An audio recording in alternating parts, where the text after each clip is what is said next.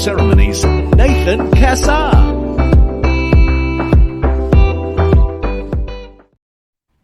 Well, welcome to the Just As Planned TV and podcast show, where we bring the wedding experts to your home, to you or to your speakers or to your car or wherever you're listening this from, to provide you with insider tips and knowledge to help you make your special day go just as planned. Now, I'm your host and professional wedding MC, Nathan Cassar, and it's such a great privilege to be here for episode 2 of what's going to be an incredible season. And today, I'm excited to introduce to you all a very good friend of mine and also an incredible wedding planner, Emily Barnes, the owner of Emily Jean Events. Let me tell you a little bit about her. So first off, with over 9 years of experience in the industry, she certainly doesn't look like she's been around for 9 years because she looks very young. Emily is a pro at making your dream wedding a reality. And today we're going to chat with her about all the juicy details you've been dying to know about wedding planning. Now we're going to be getting down to the nitty-gritty and finding out what wedding vendors really do behind the scenes. Now, a little bit of a hint, a little bit of a sneak peek. It's much more than just showing up on the day with a smile and a clipboard, I can tell you that. Plus, we'll be discussing the age-old question of whether cheap is always the way to go when it comes to suppliers. Spoiler alert, Emily's got some big opinions on that one. But wait, there's more. Emily will also be sharing her top do's and don'ts when it comes to planning your big day, and we'll be diving into the questions you should be asking your vendors to avoid any last-minute surprises. Trust us, you really don't want to miss out on this expert advice. So folks, grab a cup of tea or a glass of your favorite bubbly, or if you're driving, we'll just keep on focusing on the road in front of you, but sit back and relax and get ready for a fun and engaging chat with my dear friend, the amazing Emily Barnes. Emily, hello, welcome. Hello, thank you for having me. No, it's great to have you on the show. We did back in the day, and I say this like we've known each other for about a year or so now. We talked about sort of doing something like this, and it's so nice to finally be able to get your expertise out there to the entire world. So from all four corners of the globe, they're listening to you right now. They're right on the edge of the seat. I think I want to start with finding out what makes a wedding planner tick. What gets you out of bed to do what you do, because it is a massive job that you're literally planning, taking people you don't know, and then you're getting to know them, and then over the course of a number of months, or perhaps just over a year, you're creating their dream reality. So, like, what gets you out of bed to do that? My coffee. No, I think the couples we work with, they become like friends, and we're very close with them, as you would expect to be with someone who's planning a very personal event. So it's that close connection we make with our couples. It's that excitement of, every day's not the same. What's going to happen today? And yeah, that's really what gets me out of bed. I love that. That's a good reason as any, right? Of course, we'd all say money, but I mean, look, but for all of us, say that? No, but look, I don't think anybody's kidding themselves if they get out of bed and it's not for the purposes of money. But the good thing about the wedding industry is that we want so much more than that. We want to be able to, as you said, to be a part of someone's big day. And if it's not for us, then don't get me wrong, people can do it themselves. And I'm sure there's going to be lots over this next season about how people can really do it by themselves. But, when they do call in people like us, they're really bringing in some big expertise to help them to make sure that everything can go just as planned. So I want to know, let's talk behind the scenes first. So before we even, people, the day's so crazy, right? And so the guests and the couples, they don't really know what we're doing to some degree. Obviously, they know the things they expect on us in a contract and generally what a wedding planner does. But give me an insight into the things that maybe they're not seeing, but still is incredibly crucial to the day-to-day of what you offer to the whole day. I think a lot of it is the communication. Like in the pre-planning, there's a lot of communication that goes between myself, the couple, the venue, the suppliers, and it's like a triangle, really. You're liaising with multiple people throughout the pre-planning. So there's a lot of that.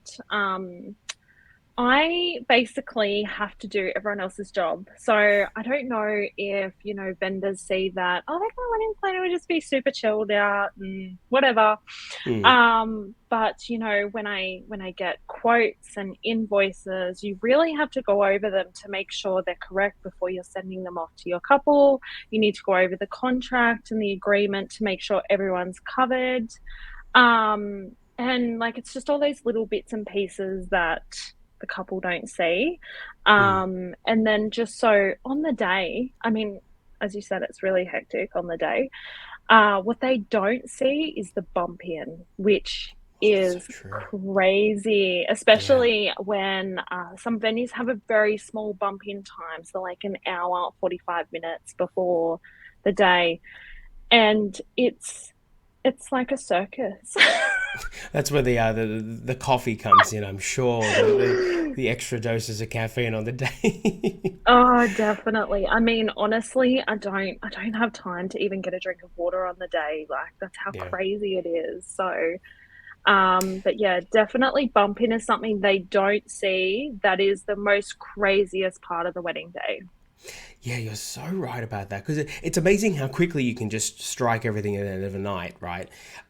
It's so easy to tear down something, but to create Yeah. something is just that is just. I mean, don't get me wrong. Like I've been a part of many bump-in processes, but I just you reminding me now because I'm what I do. I show up about an hour before the guests Hmm. arrive, so usually I'm seeing a little bit of the bump in, but I'm getting a lot of like when I'm working with you and I get on site.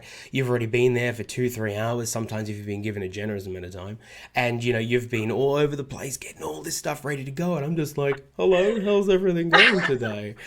So we appreciate it too. People like myself and photographers, videographers, DJs who don't have to do much of that, and we have such a Mm. different role to play. Like we thank you as much as, of course, I'm sure your brides and grooms do too. Yeah, yeah. And sort of this sort of speaks a bit to the greater value of what you offer as a wedding planner, but also just generally as speaking for wedding suppliers, because as you say, you are sourcing so many different wedding suppliers out there. Yeah. Can you give me some insights? Because I see it on Facebook groups quite a lot. This idea of like, I need a supplier that doesn't cost an arm and a leg. If I had a penny, I wouldn't need to be in this business. Or I want someone that gets good value for what they get, but I don't want to pay too much. What's is this a myth? Like, is cheap always just the way to go, or is there some sort of good middle ground that people really need to be aware of when they're choosing their suppliers? Yeah, so there is definitely a middle ground, and I think there is so much that people need to be aware of when they get quotes and something's majorly cheaper than another quote. Mm, And it all comes down to like service, quality, if that person does that as a side business, and how are they going to be available to you 9 to 5 when you have urgent questions? Are they new to the industry and they don't have much industry experience? Are they outsourcing admin so that they don't have to do it? There are so many like of these little factors that go into a supplier's price. So cheap is not always best. And completely understand everyone has a budget, everyone of has, course. a cost that they have to stick to because, like, let's face it, weddings aren't cheap.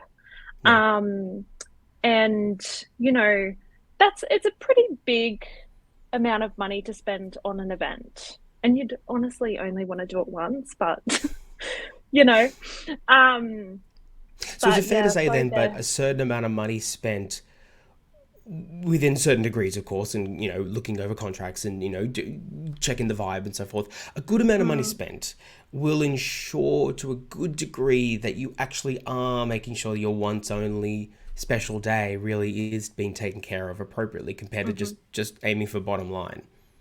Yeah, definitely. I think that, when you're obtaining quotes, you'll usually get a really cheap quote, you'll get a mid-range quote, and you'll get quite a high quote. And I think, that for me as a wedding planner, when something comes in really cheap, I start asking questions.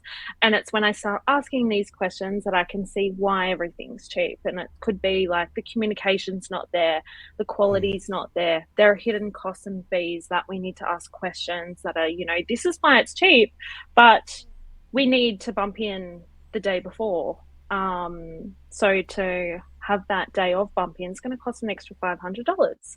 So there are just those questions as well that we should be asking suppliers to actually figure out which supplier is perfect for you. I love that. And I think another question I wanted to ask you that sort of expands on this, so we'll put that in one basket, right, about the Hmm. choice of suppliers. But on a sort of more macro, bigger scale, what are your general like top do's and don'ts when it comes to planning a wedding? Let's say, for instance, they want to go. I mean, a lot of people do go out themselves. They don't give you a call, and so Yeah. they love to better keep the control. So but either way, ideal world, do's, don'ts. How do you go about it? Look, my top don't is having people chip in and pay for the wedding. Really? And yeah, look, I know it sounds crazy that I'm saying No, this, I'm fascinated to hear but this because, yeah, okay, yeah. the reason is that um, anyone who contributes to a wedding budget has a say in the Mm, decisions. So, I've had past clients where parents have paid for the wedding or like a chunk of the wedding. And I get brides calling me in tears because the parents are taking over decisions that now mm. becomes the parents' wedding over, the couple's wedding. So my number one don't is to have anyone contribute to the budget. And if Okay. they do, they just need to be aware that there are, a few things involved where it comes to decision making. That's a big one. Okay. What's a Mm. big do? Big do is hire a wedding planner.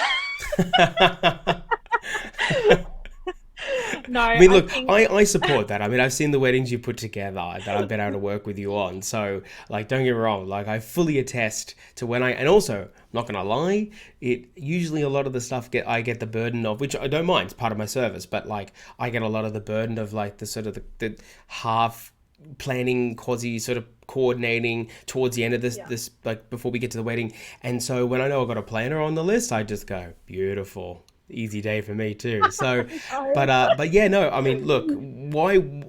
Of course, why would people? Why would you stress that people should consider it? I think it's just, coming down to knowledge, experience. This is my full-time job. Like I've been doing this for quite a long time. So it's kind of like if I was a barista and I was making coffees in the morning.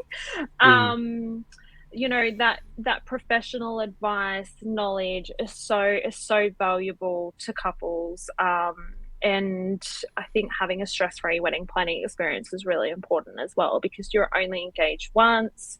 mm, That time as an engaged couple and you're planning a wedding, it can be very stressful and can put a lot of pressure not only on your relationship with your partner, but on your in-laws, friends.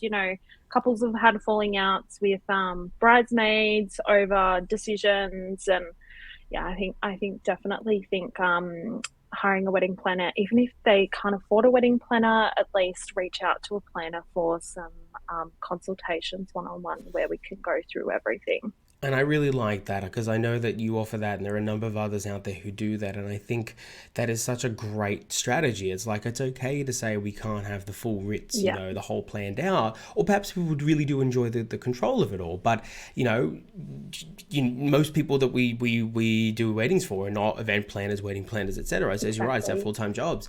So Yeah. I love that. That's so fantastic, and that's such a new. I think it's a bit of a new age thing, but I think it's a really clever strategy if you can afford the budget to just go that little bit extra. So, Yeah, um, yeah. And it may cost a couple $100, but the mm, value that you get in these consultations is enormous. absolutely, I totally agree with you there. I'm actually surprised you didn't say a big do is to make sure you get the cake right because I know that you're like a massive You know sweet what? tooth. Yes, I am. I have the biggest sweet tooth. so the cake, when it comes to organizing the cake for us, it is like the most important Because list. you've baked cakes before, right? For couples. Yeah, I have actually. Yeah, so sometimes I've had couples where their date's really hard to find a vendor, so I've just kind of thrown that out there and baked some cupcakes and cakes for couples, and it's I really love nice that because though. I get It's to eat them too. So I like that as like a double-edged sword there. But I do love that you're like, that's such a great example of going above and beyond. And I think it's really crucial that when you're bringing yeah. this expertise in, to keep in mind that, Mm. there are people like you and I who have, additional skills. And sometimes depending on your relationship with them and obviously how the journey's gone, we're always willing to pitch in. So I Oh, absolutely love that. definitely. And I've had your Definitely. cupcakes. They're amazing. Um, Yeah, they are. I wanted to also ask you because I know again it's a big theme at the moment. The current climate is tough. I don't Yeah. know. Depending on when people are listening to this, they may be like, "No, everything's fine now. Interest rates are really low." But like for now, as of recording, times are tough. And so the big question on everybody's mind is price, price, price, price. But there's obviously ways that people can go about it to when you're quoting and asking for quotes of vendors.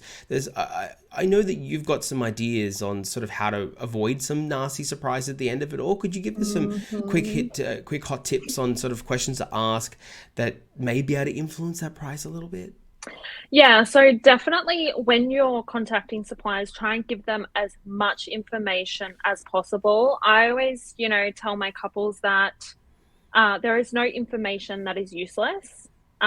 Suppliers might get like an inquiry and they're like, oh, well, don't really need to know that, but it's good to know. Mm, And these details can affect pricing. So one of the questions we always ask when we get a quote is, does this include GST? Because mm, not all mm. suppliers include GST into their quote. And then when you get the invoice, you're, coming up with like, oh, that didn't include GST. Now it's going to cost us extra. Mm-hmm. Um, Telling vendors like bump in times, bump out times, those can affect a quote. So generally, a Monday bump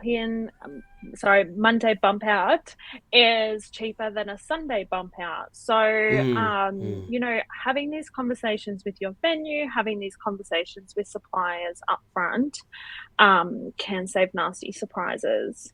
No, those are great things, particularly the GST thing, because I know that it's not really a. I mean, there are rules when it comes to how services are advertised, but it definitely Hmm. still is a bit of a people do, people don't. So I love, but Yeah, that's all fantastic. Um, yeah. I want to know. Sort of, let's divert for a second here. Tell me, I would love to hear like your one of your prime stories from a wedding because you've just like you're Oh, obviously wow. so embedded in the whole process, even much more. You get to know them more than even I do as an MC. So like, tell me like, just what top of mind, best story you can come up with. Go. That is so hard. I didn't mean to throw you on the spot. Oh my gosh. Best story as in like best wedding or Oh, like whatever it interprets. nightmare. I just want to see. I want to hear. The people want to hear. Like what's one that you like? You wake up in the morning and you just think, or you see it come up on your like reminders as an anniversary, and you go, oh, well, that was the beautiful wedding. I loved that one. Oh, okay. I did a wedding last year and I worked with a couple for a good like 18 months prior to the wedding. They started to become, felt like really good friends on the morning of their wedding. Um, I actually cried It's beautiful. I because I love was that. like, I was so happy it was their wedding day, but then I was like, Hmm. oh, their service ends with me today. I'm so sad. Oh. But that's Um, such a good thing, right? Like you've done I such a good job and you've know. had that connection built. So that's And they beautiful. were such an amazing couple. Like, they were so in love and they were just so like cruisy. And I think, having a client that really appreciates your work as well makes such a big difference.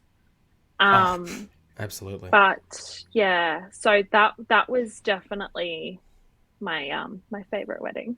I love that. Sorry, That's so everyone beautiful. else. No, don't even. No, that's great. No, but that is No, that is it was like just like weird. what I love about that, obviously apart from just how beautiful it is that what it really shows, and I'm sure that any vendor listening right now would say the same thing. They've all got a story just like that, probably multiple just like that they really did feel like sad in a happy way that the whole thing had come to fruition and it had come so good that you would easily be friends with them outside of the workplace and outside of being their planner, and you've really connect with them on a level that has been unreached compared to others. So that's the biggest thing, right? That actually there's a heart involved in the industry. It's not just, as we said at the beginning, about the money. There's actually a lot of heart into the reason why we do what we do. We sacrifice our weekends, we're available to talk anytime, all that kind of stuff. It's just exactly. about Speaking, one last thing I want to address with you before we go, I wanted to talk about what kind of perspective can you give couples out there about, so as you said, most of them first time engaged, first time being married, maybe not, but if that is the case, what can they expect actually happens on the day? I mean, it's a big question, but from your lens, what is the best things you can sort of like put into their mind about what they can expect? Okay, I think I really need to address this because a lot of couples go, I want it to be perfect. And I have to say, it's not going to be perfect in a good way. So I think, a lot of people watch Hollywood movies about weddings and they go, oh, that's how I want my wedding to be. And I'd love my wedding to be like that too. But I know stuff happens on the day and there is stuff happens that we can't control. The biggest thing that I always recommend is having like a plan B for wet weather, because I know some couples out there, they just go, it's not going to rain. We don't have a plan B because it's not going to rain, and it's going to rain. Yeah. But yeah, it's, I think I like love on that. the day, it's just crazy. Like bumping is, like I said, bumping's the craziest part. Yeah. I don't think you could have got any more perfect than that. I think that's honestly the best way to end it today. Telling people that, don't sacrifice the good for the perfect. Everything is going to be A-okay. We are all there as professionals to take care of the things that maybe are a little worthy, a bit more drama. But for everything else, if the speeches don't happen at 8:30 and they happen at 8:39, like that is A-okay. Yeah, it's not bad if the run sheet does not run exactly to the minute. As long as, you're having fun and the day is flowing smoothly, that's all that matters. And you both say yes, and it's all okay. And just say yes. Well, Emily, it was an absolute privilege and honor to have you on the show. Thank you so much for giving your time to share your insights as a planner.